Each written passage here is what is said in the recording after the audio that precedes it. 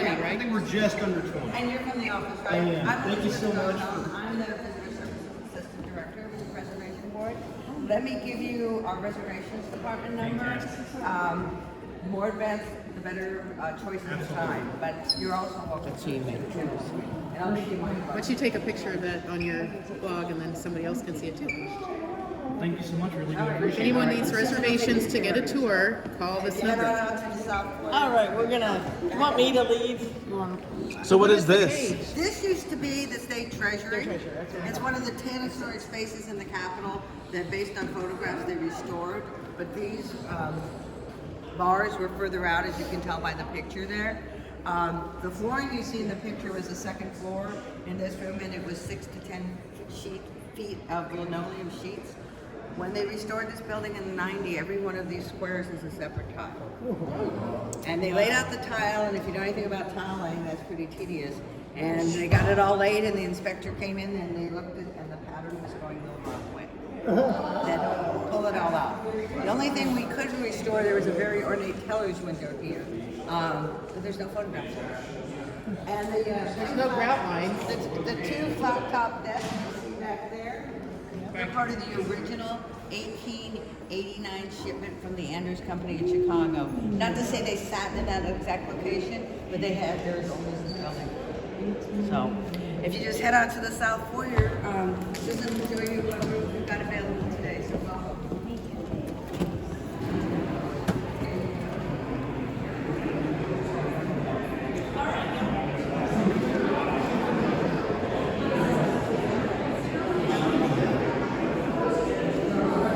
How are we doing? Good. It's been a busy day here. Really interesting though. Yeah, we have a TV set up so we can see. That was really Are you fun. happy with who won the speaker? I'm not supposed to be political because I work for the state. So that's all I'm gonna say. I saw it there. We all gotta keep our jobs. So welcome to the Capitol. This building is 135 years old now. It's still functioning and it's still a working building because you guys know everybody's been conducting business today. Now most of the time when you think of Texas, most people think of big, right? Because big, everything's bigger in Texas. But I also like to think of us as being pretty bold. We have bold history, we have bold historical figures. Everybody from Texas is happy to say we're from Texas, and there's just a lot going on. So I like to think of us as big and bold. So one of our first big and bold historical figures is Davy Crockett. Now Davy Crockett is actually not from Texas. He came from Tennessee.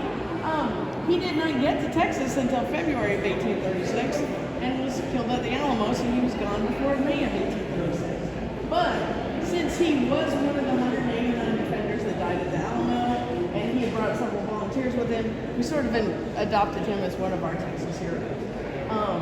I went to a junior high that was actually named after Crockett. So now another big bold historical painting is the surrender of Santa Ana.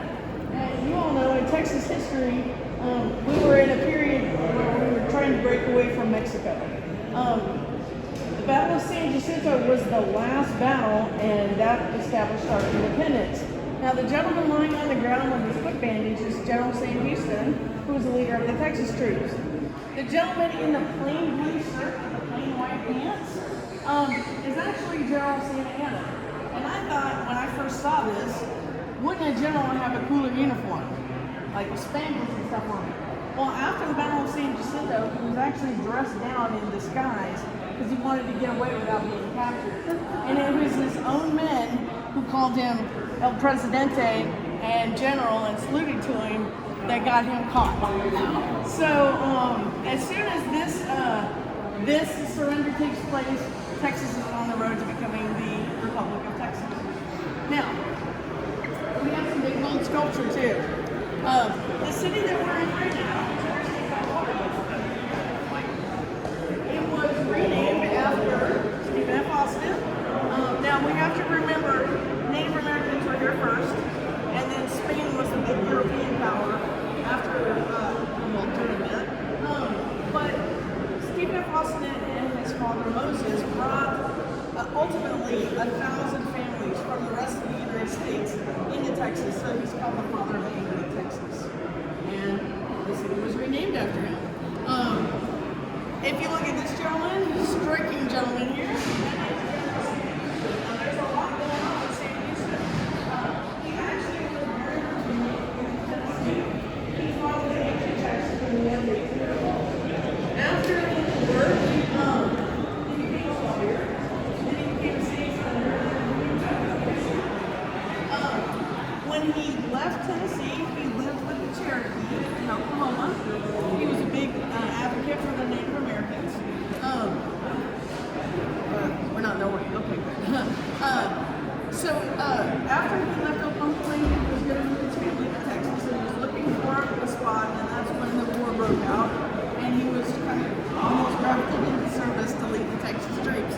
After the war, he became our first president of the Republic of Texas, first and third actually. And he did something nobody else has done. Once he joined the United States, he became governor of Texas, which makes him the only person that's ever been governor of 2 different states. That's kind of neat. All right, let's step right over around.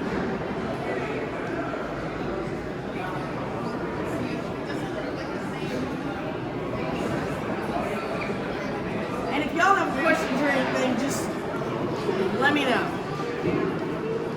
All right, so Texas has a pretty diverse history. We have Native Americans, we have Europeans, and we do have African Americans that made substantial contributions, especially when setting up the government. So this is our photo montage of the African American delegates to the Constitutional Convention and some of the legislators. Now you're going to notice some of the photographs are missing. It's not that we lost them, it's we don't have them. Now I'm a retired high school teacher, and my kids would say back in the day, everybody didn't walk around with a phone with a camera in their pocket. Getting a photograph done was expensive, it was difficult, and not a lot of people had them. But the reason why we have this up here that notes that is we're hoping, and this has been an ongoing project since 1977, that somebody might see one of these names and say, hey, my great-great-grandmother, I think he went to church with my great-great-grandmother. I think there's a church album in the archives or something. And if that's the case, you can contact the State Preservation Board and we can get it verified and we can get it added so we can honor these people for their contributions. So. All right.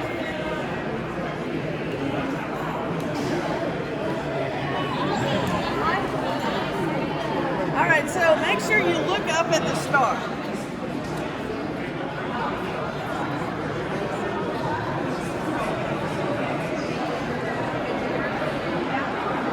That's right. So if you look up at the star at the top, that star is 8 feet across, which makes you wonder how high that is.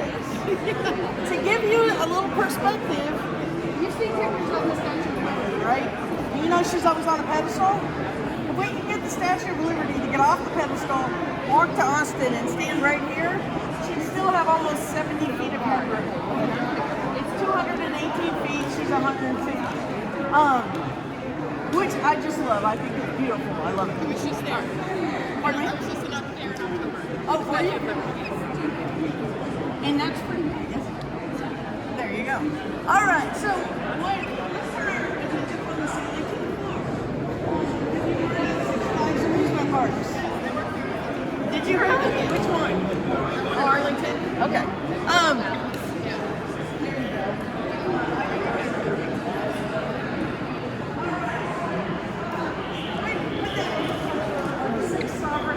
Six sovereign nations that have flown over Texas. So we have Spain here, 1519, they're the earliest. They were kind of the sole European power for about 150 years until the French came. That's the next one over. The French were actually looking for the Mississippi River and got lost. Alright? They ended up in the Lavaca River and they tried settling and it didn't end well for any of their settlers and they got out of there in about 8 years. Next we have Mexico. Now, Mexico broke away from Spain in 1824. They set up their constitution, and it was an awesome constitution. Lots of democracy, and everybody was very happy with it. However, in 1833, they elected Santa Anna as the president, and once he got in, he threw out the constitution and became a dictator. That's one of the main reasons why there was some friction and the need to break away from Mexico. Once we got our independence in 1836, we were our own country until 1845. In 1845, we joined the United States as a 28th state. Now, things are going well until 1861, and Texas and 10 other states secede from the Union and join the Confederacy. The interesting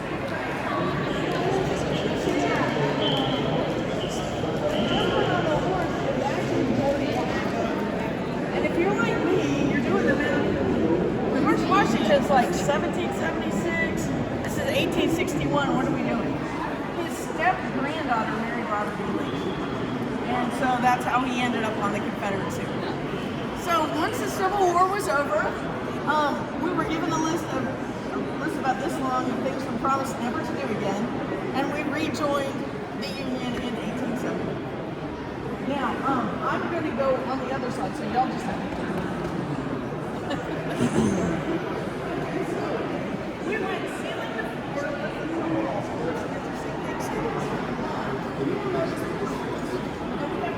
All the governors and all the presidents of the Republic of Texas.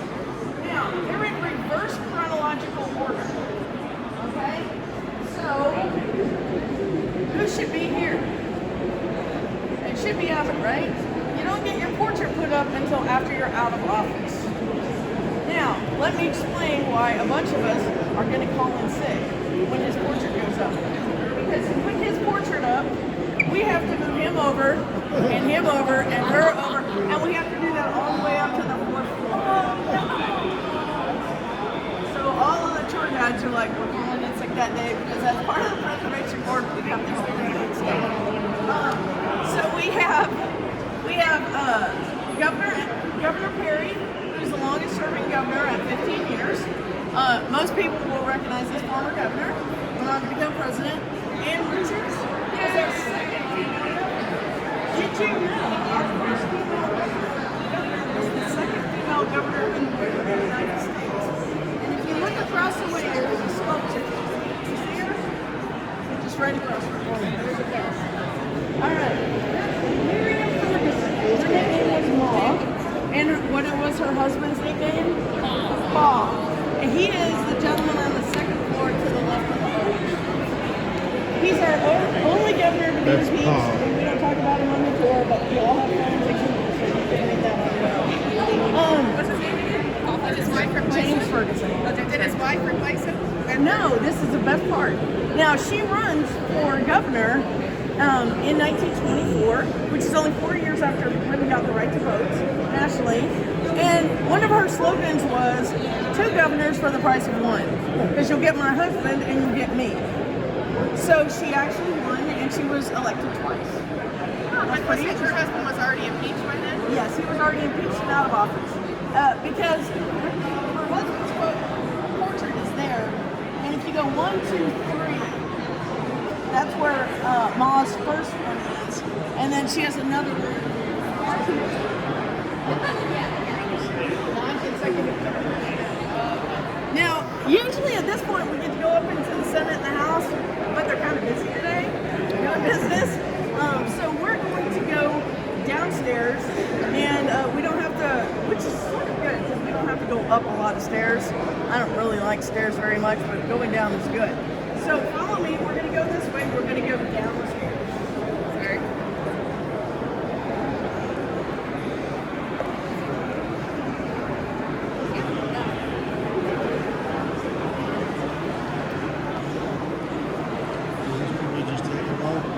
Yeah.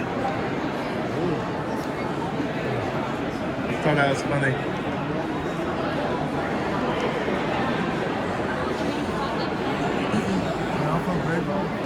Sorry?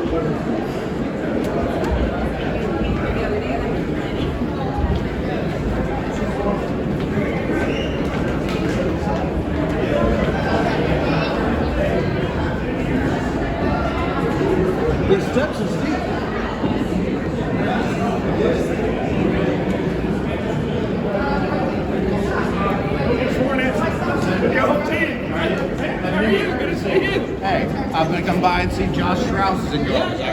Talking to his dad earlier today. Awesome. Guys, this is Craig Goldman. I grew up with him from Fort Worth. What's your HD? This is 97. 97. Yeah. So most of these folks are from Collin County. We're here to support HD 70 Mihala Plus. Oh, super. Well, The great. Democrat.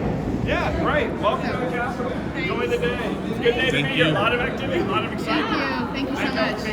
Congratulations. How many terms have you served now? My sixth. Wow. Yeah, 10 years. Congratulations. Thank you very much. Thanks for being here. Really appreciate it. Thank you. Enjoy yourself. All right, so since we can't be in the House and the Senate chambers, we'll just do a little bit right down here.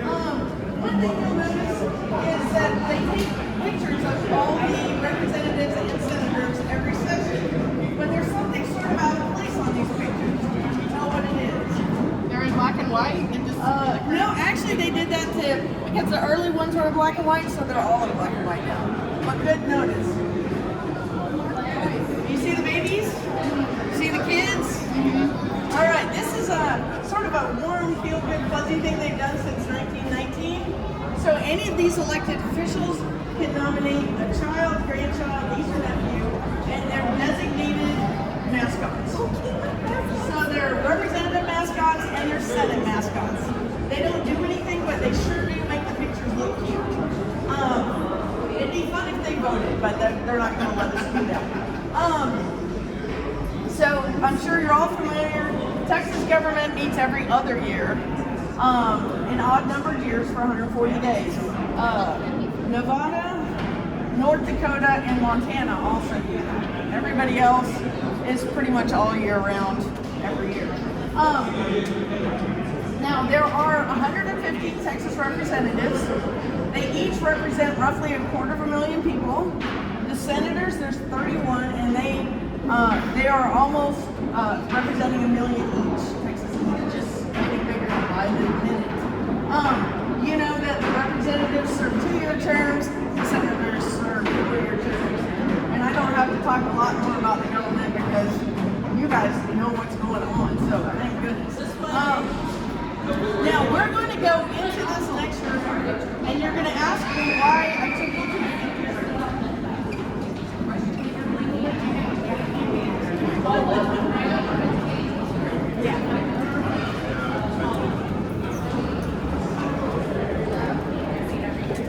Did you see Ken Paxton walk by us? No, I didn't. I did see Matt Shaheen. I can't remember. When? Just now? Just probably 5 minutes ago on the other side. That we were Thank you for asking. Yeah. Mostly,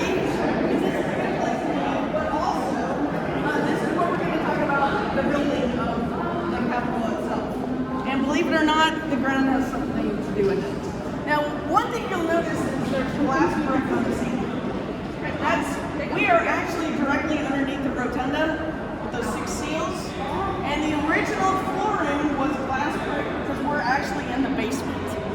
All right, they put the cool tile up there in 1936 for the Senate. Now, Texas had this great idea that we wanted to build a Capitol. We'd had 3 before this, and they'd all burned down. So let's make this bigger and better than anybody else's, because that's what we do in Texas. So Texas had a contest. It lasted for a year, and architects from all over the United States submitted plans. The winning architect was Elijah E. Myers from Detroit. He also did the Michigan and the Colorado Capitol. He won $1,700, and that's just for winning, and then he got more money as we went on. But so we have the place to put the Capitol, we have the plan, but the problem is we don't have anybody to pay for it. Because Texas did not have a lot of people, but we did have a lot of land. So we talked to 2 brothers from Chicago, the Farwell brothers, and we said, we'll cut you a deal. You guys pay for our Capitol, and we'll give you 3 million acres of land. And the brothers said, heck yeah. And they had visions in their head of becoming very rich land developers, right? They're going to take that 3 million acres, parcel off, and sell it to people.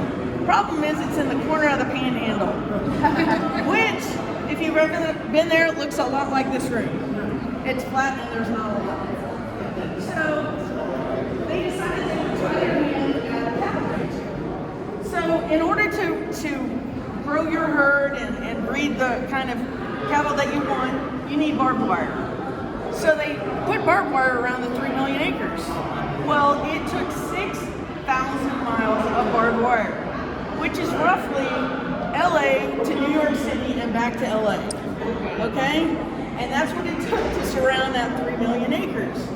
Now, they weren't very successful because at the time that they started their cattle ranch, cattle prices fell. So they're stuck with this land. They have cattle, but they're not making any money, and nobody's gonna move out there. So they tested crops to see what would grow, and they created a display, took it to the State Fair of Texas in Dallas, and said, look at what you can grow here. And that got a lot of folks thinking and heading towards that 3 million acres of land. They held it for 27 years, and the brothers didn't make a lot of money off of it, but their grandkids did at the very end. Now, so we have a plan, we have a place to put it, we have someone to pay for it, what are we gonna make it out of? So we looked at the US Capitol and said, what's that one made out of? They said limestone. We said, awesome, we have limestone in Texas. Problem is, our limestone has iron ore in it. And when it rains, it rusts and it looks yucky. So we said, we can't use that. Well, what does the one in Washington use? Well, they use Indiana limestone. Well, we're not using anything from Indiana. This is Texas. So let's find something local. Now, there was a family that lived about 50 miles from here that had an entire mountain of granite on their property that they wanted to farm. And they went to Texas and they said, we will give you all this granite for free if you will get it out of here. So Texas actually built a railroad to that family's land, and they took 15,000 railroad cars full of Texas Sunset red granite and brought it to Austin. And that's where our Capitol is sort of a pinky brown instead of white. It's because of that stone, which I think is pretty cool. So now we've got everything. We put the building together. It's 330,000 square feet, and we have 350 people working here with all 3 branches of government and all the state agencies. And that worked really well until 1936. 1936, we have the centennial, and it's starting to get crowded in the building. So they tell everybody to clear all the stuff out of the basement, and they start putting offices down here. Now that lasts until 1983. In 1983, there was a huge fire in the Senate that almost took the building, and that's when the State Preservation Board was created to help with the restoration of the Senate. And the State Preservation Board looks and says on the map, there's 1,300 people working here now. We don't have enough room. So we need more room. What are we gonna do? So there was talk about adding on to the ends of the Capitol, maybe adding another building, and they said, no, we like the way it looks. We don't want to mess anything up. They said, let's build underground. So we built, in 1991, we built a 4-floor extension underground that we're going to go to right now.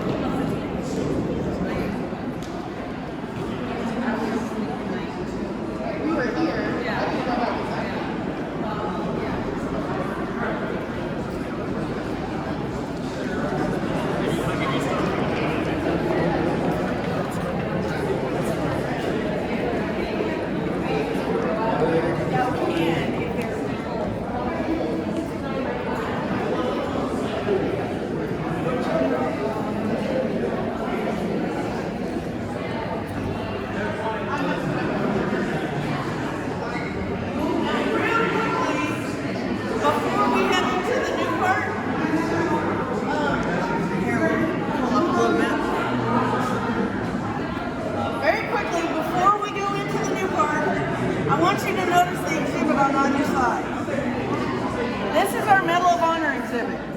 In order to be included here, you have to be either a native Texan or you have to have enlisted in the state of Texas into the armed forces and received the Medal of Honor. They are in chronological order from the Civil War to the present, and each of the panels has information and a QR code and you can read more about them, and that's one of those things we'll encourage you to explore after so we can get going.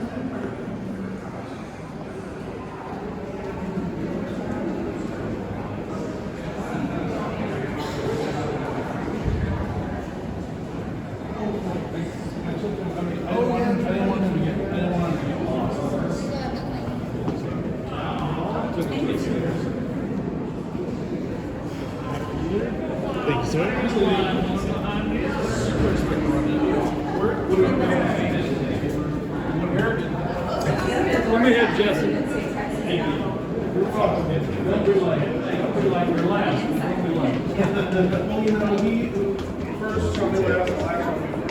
There you go. All right, so let's add on to the Capitol. So they dug out 65 feet deep.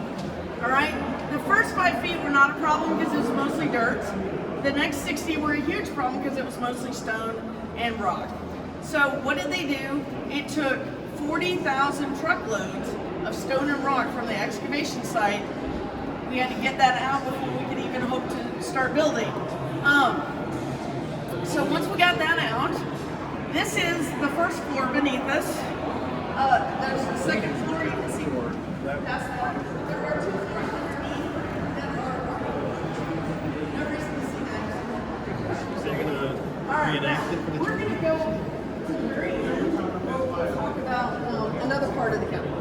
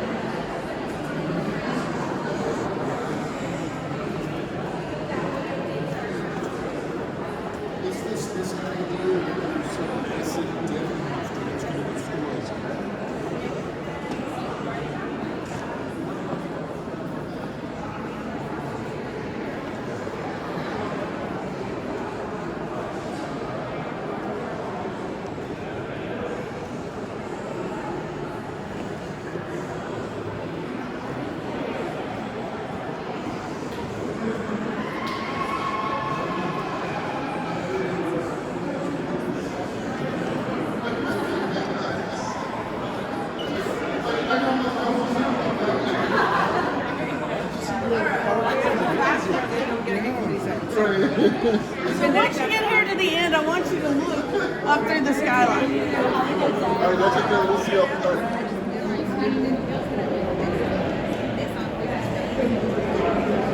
All right, it's a pretty neat view. Now we are underground, but it doesn't feel like it because of these beautiful skylines. We also have an overhead right here. Okay, so if you look at the very top, you will see a lady up there. Do you see her? She's got a star in her left hand and a sword in her right. And if you're in the squint zone, come over here. Now, she was put up there in 1888.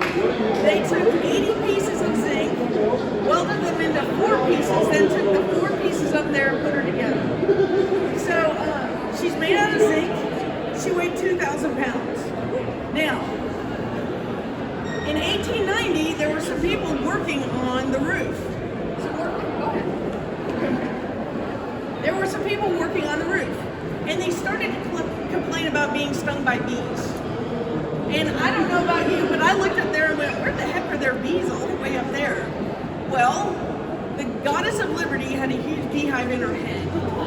And so the workmen decided they got 2 big corks and put them up the statue's nose, finished their work, and then took the corks out before they left. That's just I love that story. It just makes me giggle every time I tell it.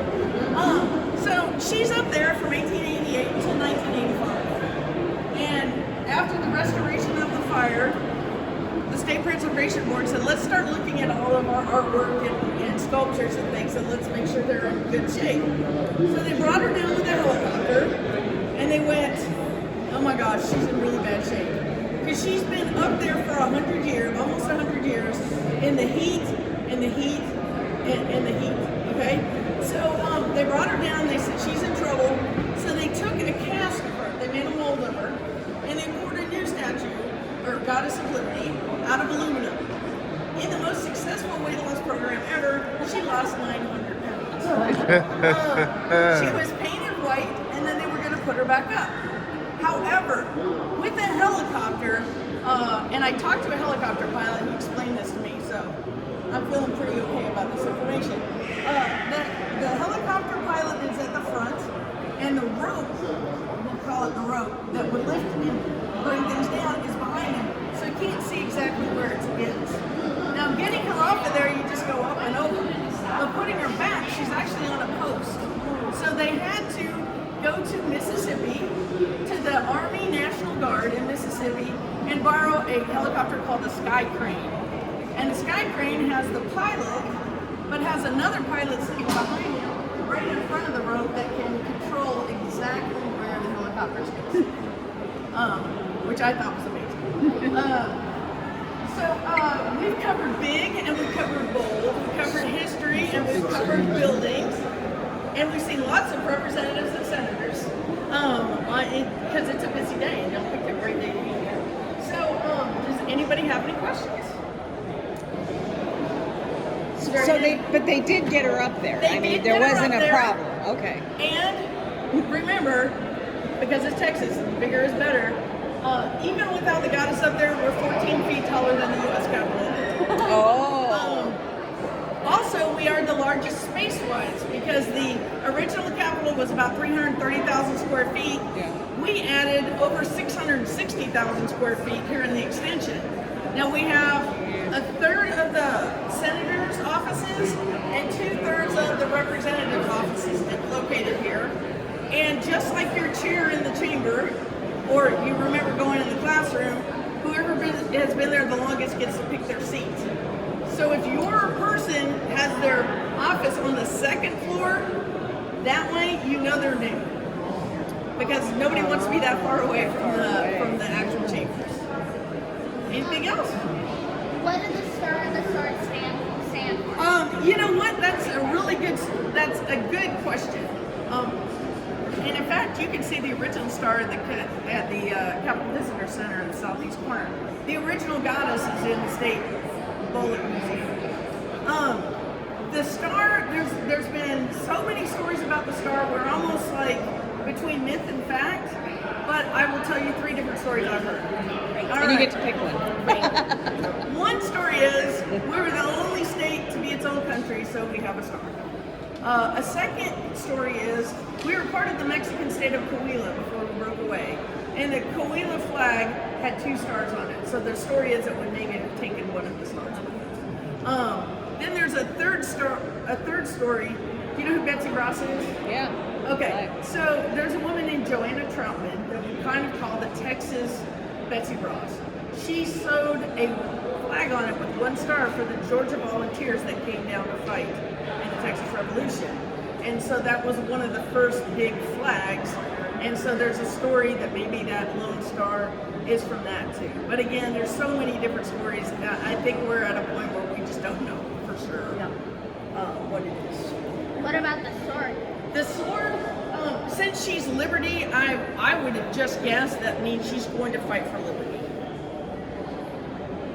Good question. You can see it from this side. Yeah, you can see, yeah. She said yes. So in this building, how many fires are there?